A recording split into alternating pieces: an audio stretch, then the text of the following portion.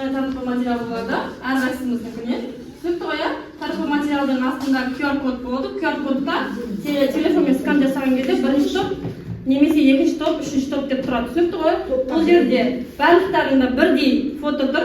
Ешкім ешқандай мына топқа барам деген болмайды. Түсінікті ғой бәрімізде? Ал ол болса мен сендерге әрқайсымыз беріп шығайын. Ниже, чуть-чуть ниже. Енді бәрімізде телефонымыз бар. Телефонды көрмей, тез.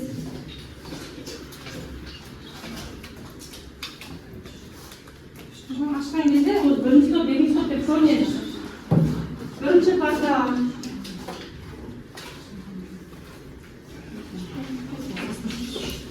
Бәріміз болма честе заттарымызды алып топ отырамыз. Бірінші топ бір-бір. Бағалаған кезде ең бірінші сендер күнделік кезеттегі аты-жөндерді жазған список бойынша үй тапсырмасы 10 балл. Я барлығымыздікі. Бердім, сол бойынша тексереміз, бір-бірімізге 10 балл 8 балл. Суреті дұрыс, сызбасы дұрыс болмаса, демек одан 2 балл азайтамыз. Одан кейін топтық тапсырма беріледі. Топтық тапсырмада әр бірінші орын алған оқушылар 10 балл, екінші орын алған оқушылар 8 балл, үшінші орын алған оқушылар 7 балл алады. Топтық тапсырма. Түсінікті ғой, жұптық тапсырмада тура сол сияқты жұптық тапсырмада 5 дискриптор бойынша 5 қадам арқылы орындайсыңдар, ол да 10 баллдық шкаламен белгіленеді. Түсінікті ғой.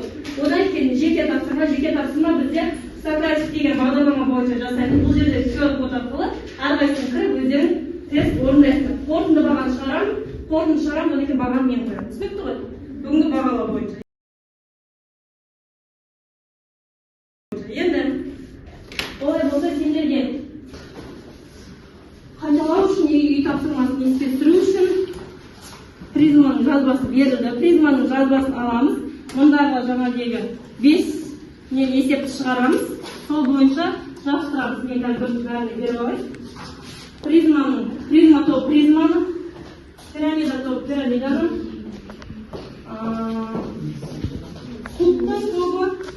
кубты қазір мен сендерге беремін. Тапсырма берілді.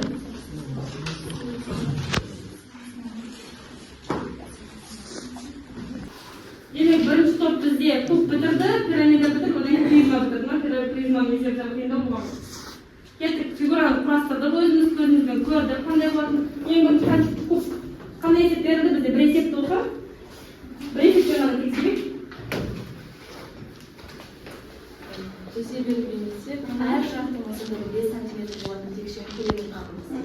Яғни әр жағы 5 см болатын болса, көлемінің формуласы А куб болатын болса, сонда бізде 5-тің кубы 125. Сонда көлемі 125.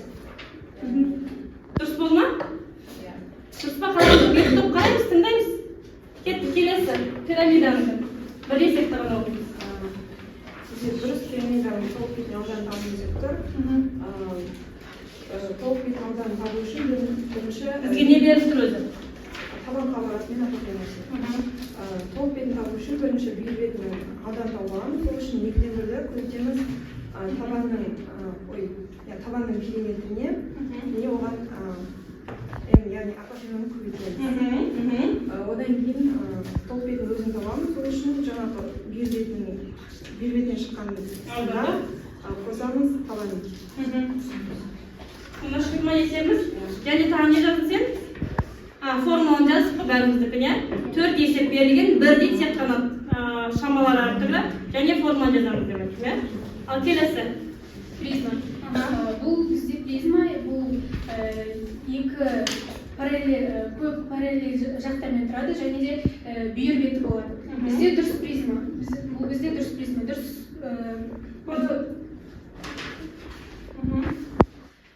Менде екінші есеп N4 белгілі, 1,2 дециметр белгілі. Дұрысы біз ашық табыламыз, яғни 4 көбейтілген 2 ашық тең 384 см квадрат. Сонда біз бұл жерде 384 см квадратты көбейтеміз 8 см-ге. Сонда толық бетінің ауданы бізде 678 см квадрат. Қайсын жазып па? Тек қана не қалпында? Біреу, екеу, үшеу, Төртеу. Бесінші қайда? Бесіншіге не айттым мен? Формула жазамыз деп айттым ғой. Бесіншіде формула жазылмады ғой. Кәм сендерде? Төртеу. Бесінші бәрі мен отырайын. Демек, кубтікінде бесеуі де орындалған демек 10 ба ма? Иә? Кубқа 10 ба қоямыз. Пирамидада бұл жерде де 5-ге 4 тапсырма және форманы орындапты. Демек, 10 ба ма? Тек қана призмаға 8 ба. Себебі форма жазылды. Отырамыз.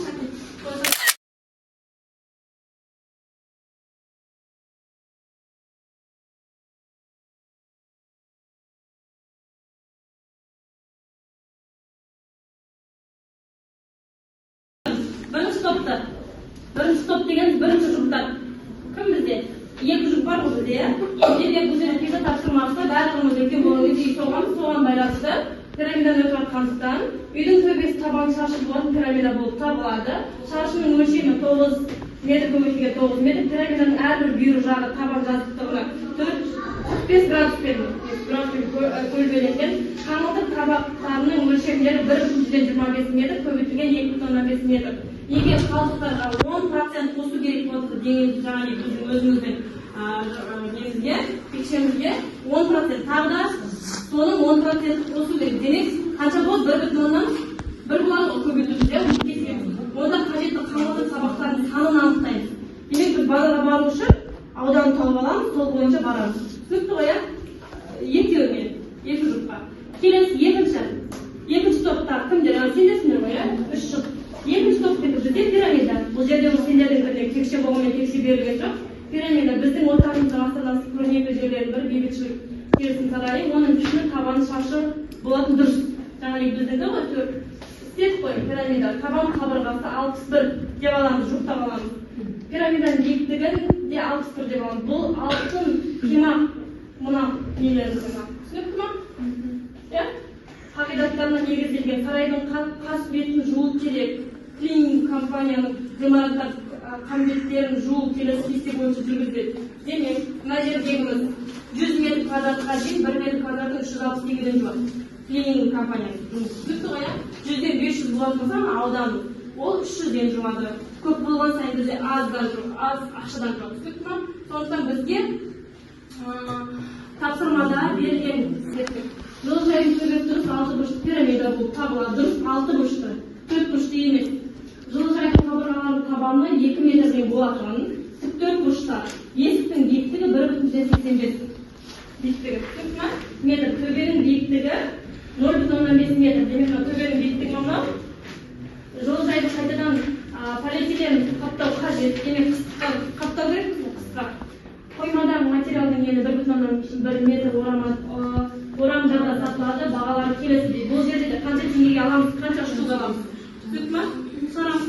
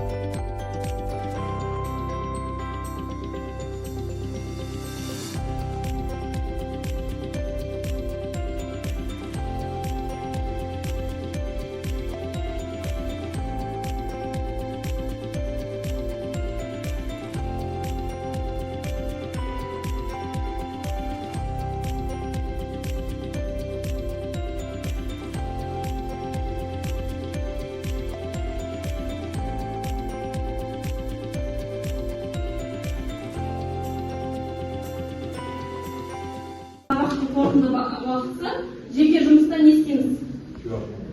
Иә, мен қазір ашамын. Не істеген кезде қазір. Бізде жаңа бағдарламаның аты Сократив. Мен қазір кіремін, кіргеннен кейін QR-ды әрқайсының алдарына тастаймын. Бағдарламай ашпай QR-ға кіретін болса кірмейді. Мен бастаймын деген кезде бастаймын.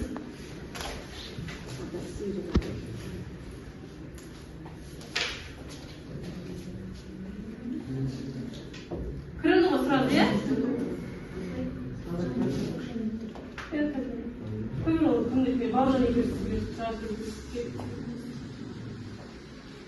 Бұл бағдарламаның кереметі әрқайсының есепті тест қой. Тесттен оқисыңдар, оқығаннан кейін белгіленеді. Белгіленгеннен кейін астында шығару жолы тұрады. Түсінікті ғой? Кімдікі қате болды, соның астына қарап алды. Қай есебің дұрыс емес болды, сол бойынша. Түсінікті ме? Бұл да 10 минутқа. Басқа бағдарлама кім бірінші бізде қояйық? Енді біз үйірбетін аудан таптық па? Одан кейін үйірбетін ауданына кейін істедік. Одан бір бірге көбейттік қой, 100%-дан. Сонда қанша екен? Жауабы 44. Келесі екінші топ пирамиданыкі. Не істедік? Бірінші үйірбетін таптық. Одан кейін жуы бағасын таптық. Сонда қанша екен бізде? 1,9. Шықты ма? Дұрыс па? Балдарды дұрыстап береміз. Қазір мен уже 10 минут уақытым біткен кезде, мен жазған кезде сразу сендер шығарып тастайды. Сондықтан уақытқа не істеп қараңдар.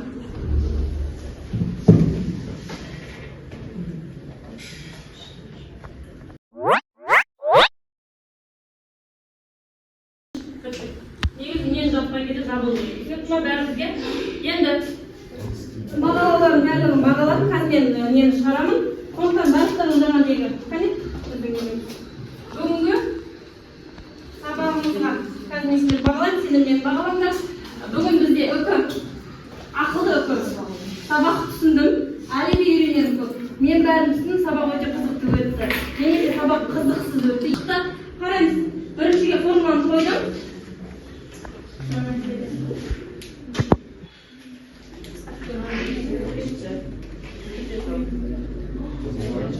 Міне, қараймыз. Мен баға дегенде осыдан алып қараймын. Мына Excel көріпсіңдер ғой, үй тапсырмасы демек Бауыржан 10 бал алған, топтық тапсырмада 10 бал, жұптықтан 10 бал, жекеден 8 бал алған. Ортағы балым 9,5. Жұптық болады 10 бал деп, әрқайсымыз Жанатбек 10 бал, 10 бал, 10 бал, жаңағы техникалық ақылға байып 7,5, 8 бал. Жаңағы 15. Әлімжанға 9,5, 10 бал деймін. Досқұлым Нәжбек жаңағы не бойынша болды. Жаңабай ауылға 9,75. Жұқтай бұл бұндардың, не? Мұсай байлам телефонын істемеді. Нәбиханұлы мені 18, 18, 9 бал шықты. Нұрболат Ерасыл 8, 10, 10, 6, 8,5.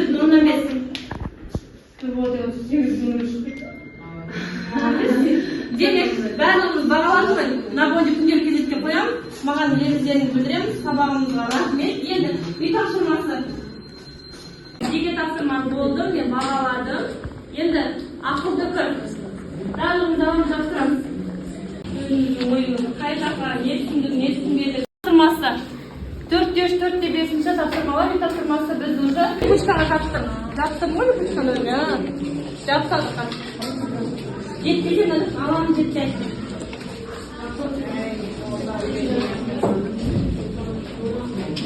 Демек бәрі